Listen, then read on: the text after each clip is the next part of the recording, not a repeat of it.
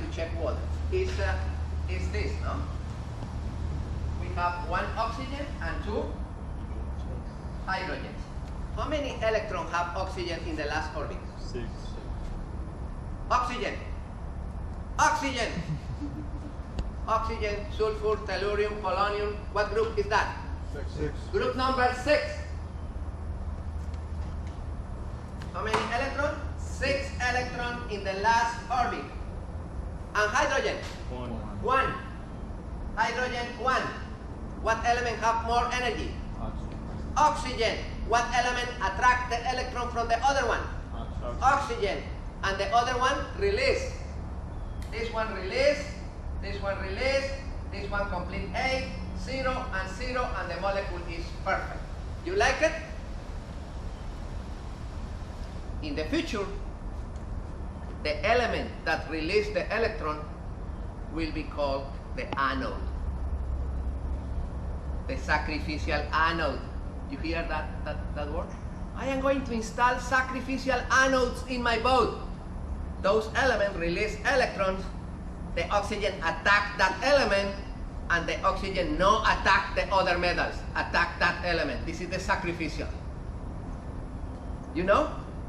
You remember in the war, when we have one group of people here ready to start, and other group of people ready to start, but nobody start. They are ready. They need one sacrificial guy. Okay, guy, you. Okay. This is the sacrificial guy. No? We are going to use the sacrificial guy. Is the sacrificial anode. Is the element that release. And what is the name of the element that attract? Cathode. The cathode. All right? In the future, this is the cathode. Always, always, always, the elements in the periodic table, they have different level of energy. What is the name of the level of energy? Excuse me? Electronegativity. Electronegativity. You remember that table in the book? In the table, I showed that the elements located here in this corner, they have the less level of energy. How much is francium? 0.7, no? 0.7 millivolts. And how much is the level of energy of fluorine?